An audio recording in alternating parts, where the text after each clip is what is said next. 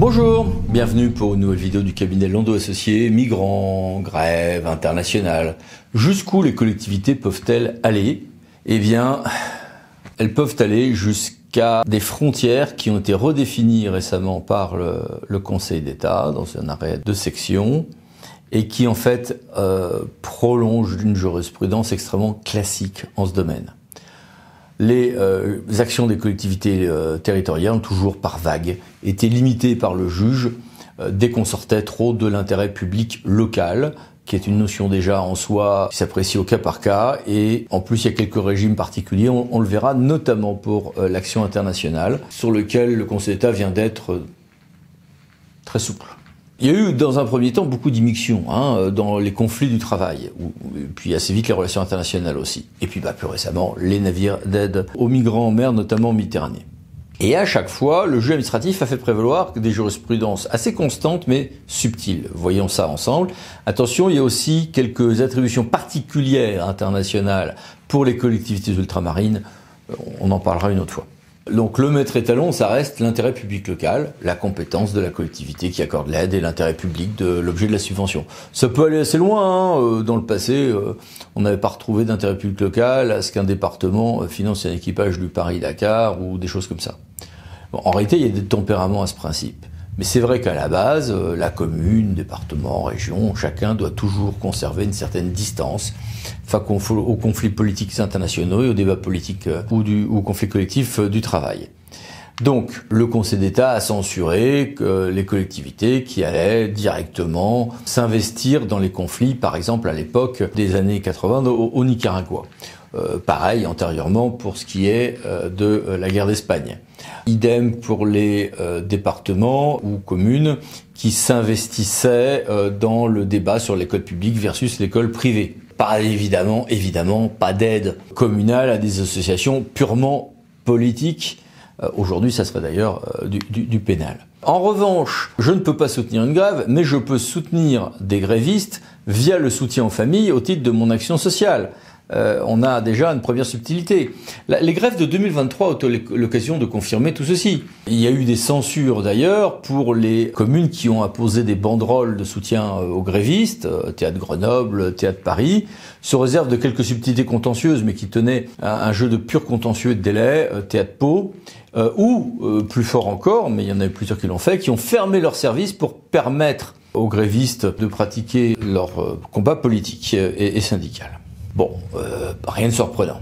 Plus compliqué, c'est par exemple la nomination d'un citoyen d'honneur. Je peux nommer un citoyen d'honneur, mais quand celui-ci reviendra à faire une immixtion dans la politique internationale de la France ou les débats politiques ou les conflits collectifs du travail, ça devient illégal. Oui, mais c'est quoi? Bon, alors évidemment, une personne condamnée pour meurtre à la réclusion criminelle à perpétuité en Israël sera considérée comme illégale, c'est à Versailles 2016. En 2024, on voit que parfois le prisme a pu un petit peu changer sur ce point. Il appelle illégal au boycott d'un pays, c'est illégal, CEDH, et là on n'est plus du tout sur le droit français, c'est une règle plus au-dessus. En cas de dénomination illégale de rue, on retrouve les mêmes règles, Théâtre Nancy par exemple. On peut faire des pactes d'amitié, des jumelages et autres avec plein de pays, mais quand on le fait symboliquement et de manière très politique, pour le Haut-Karabakh, alors que les frontières internationales reconnues par la France ne mettaient pas le Haut-Karabakh en Arménie, bon, ça a pu être illégal que de signer une charte d'amitié, par exemple. Je peux subventionner tous les festivals, les débats et autres que je veux, mais si un festival est trop politisé et d'un seul côté, c'est à gauche en l'espèce, Théâtre Dijon a pu censurer des subventions. Pour la coopération décentralisée, la coopération décentralisée a un régime particulier. La coopération décentralisée, c'est des collectivités territoriales qui vont aider à la base d'autres collectivités territoriales. Bien, donc ce cadre s'est développé avec des régimes généraux, notamment le L 1115-1 du Code, et puis quelques régimes particuliers pour les syndicats des eaux, syndicats des déchets, en matière de déchets, etc. Un arrêt fondateur sur ce régime a été rendu le 17 février 2016 par le Conseil d'État. On va en reparler parce que justement les choses viennent de changer. Alors vous allez me dire, bon, tout ceci est assez cadré. Oui, mais attention, n'oublions pas qu'en face, il y a la liberté des associations. Les associations subventionnées, il ne s'agit pas qu'elles perdent leur liberté de constitution et d'expression. C'est d'ailleurs un principe constitutionnel depuis 1971. Et l'association dispose d'un large pouvoir d'expression. La CEDH nous le dit, et ça repose sur des textes tout à fait fondateurs de notre démocratie. Donc le Conseil d'État en 2020, en l'occurrence, le point de savoir était est-ce que des collectivités publiques peuvent financer des associations? Oui. Est-ce que ces associations ont le droit d'avoir la légalisation de la GPA parmi leurs combats? Oui. C'est pas illégal de subventionner une association qui, par ailleurs, a ce combat politique qu'on peut avoir le combat politique inverse. Mais en revanche, la subvention ne pouvait pas servir à financer l'association sur ce combat-là. Bien sûr que non. Donc, c'est légal de subventionner une association. Il y a quand même quelques limites à ceci pour certains crimes. Mais à condition qu'on ait donc, dans le conventionnement et une comptabilité analytique, qu'on s'assure qu'on ne va pas financer autre chose que ce qui relève de l'intérêt public local. Bon, c'est déjà assez compliqué. Et face à ça arrive le nouveau débat. Est-ce que je peux, moi, département, moi, commune, moi, intercommunalité, financer des associations comme SOS Méditerranée qui vont aider des migrants en mer? Un mot sur ce point. Le but de la présente vidéo n'est pas de vous dire qu'il faut aider les migrants qui se noient en mer ou au contraire qu'il faut absolument ne pas les aider dans un geste de fermeture de nos frontières. Je ne suis pas là en train de faire de la politique. Je dis juste en droit ce qui est. Et ce qui est, vous l'avez compris, ça pose plein de problèmes. Est-ce que c'est encore l'intérêt public local de la ville de X ou du département de Y que d'aider le sauvetage de migrants en mer dans des eaux internationales, y compris pour des collectivités qui sont extrêmement loin des rivages concernés? Si j'applique le droit classique des subventions qu'on vient de voir, intérêt public local, etc., j'ai un peu limite. Oui, mais plus subtilement, les collectivités concernées se fondaient sur l'article dont on a déjà parlé, L1115 du CGCT, que voici à l'écran. N'hésitez pas à mettre sur pause. S'il vous plaît de le lire et de le relire, ça peut aider à s'endormir. Et ce régime a été fait, donc, je l'ai dit, pour des coopérations entre collectivités. L'appliquer en haute mer, ça n'allait pas de soi. Et d'ailleurs, le texte est quand même assez mal rédigé. J'ai le début du texte qui me dit que je peux faire la coopération centralisée, et la ligne suivante nous parle de la possibilité de convention, ce qui permet de dire que c'est vraiment quand j'ai une convention avec une collectivité territoriale. Oui, mais c'est marqué le cas échéant. Ça veut peut-être dire que je peux agir autrement que par ces conventions quand je relis cet article.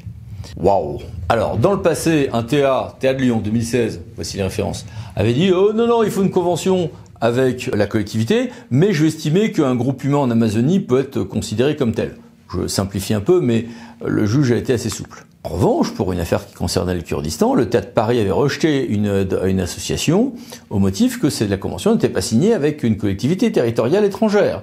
Alors c'est un peu plus complexe que ça, et puis le Kurdistan est quand même une situation particulière, mais tout de même. Et une décision du Conseil d'État de 2016 concernant l'Algérie pouvait, sans que ça soit si clair que ça, être considéré comme allant plutôt dans le sens de l'exigence d'une convention qu'une personne morale étrangère, quitte à ce que s'y ajoute, disait le juge, des personnes de droit privé au besoin.